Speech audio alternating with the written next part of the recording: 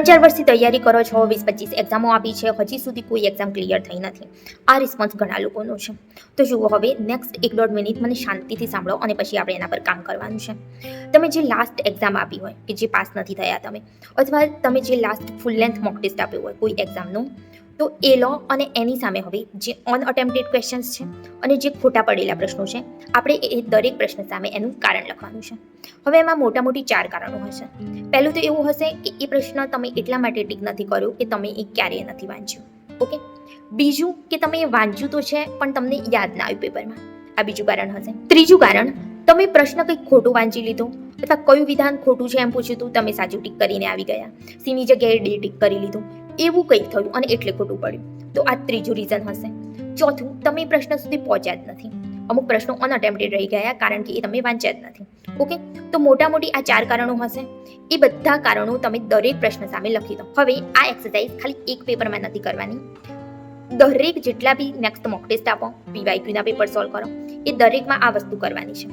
આનાથી શું થશે, આપણને કારણ ખબર પડશે કે એક્ઝેક્ટ પ્રોબ્લેમ શું છે. એવા કારણવાળા પ્રશ્નો વધારે છે કે જેમાં તમને યાદ નથી આવ્યું, તો એટલો મતલબ એ છે કે રિવિઝનની કમી છે, રિવિઝન પર ફોકસ કરવું પડશે.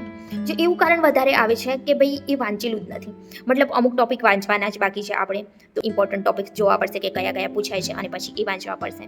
બીજું કે ભૂલોને કારણે અમુક માર્ક્સ જાય છે, તો એ આપણે એના પર કામ કરવું પડશે કે પેપરમાં આપણે કઈ કઈ ભૂલો કરીએ છીએ. કોઈક વખત સીની જગ્યાએ ડી કેમ ટીક કરી દીધું, એ વખત આપણે શું વિચાર્યું, ઉતાવળ કરીએ છીએ બહુ. તો એના માટે છે કે મોક ટેસ્ટ અને પીવાયક્યુઝ વધારે સોલ્વ કરવા પડશે.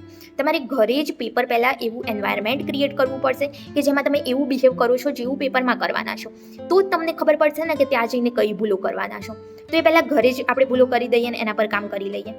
ઓકે. અચ્છા, હવે ક્વેશ્ચન વધારે અનઅટેમ્પ્ટેડ રહી જાય છે, ઓછા ક્વેશ્ચન અટેમ્પ્ટ થાય છે, મતલબ ટાઈમ મેનેજમેન્ટમાં પ્રોબ્લેમ છે, તો પછી એના પર કામ કરીશું.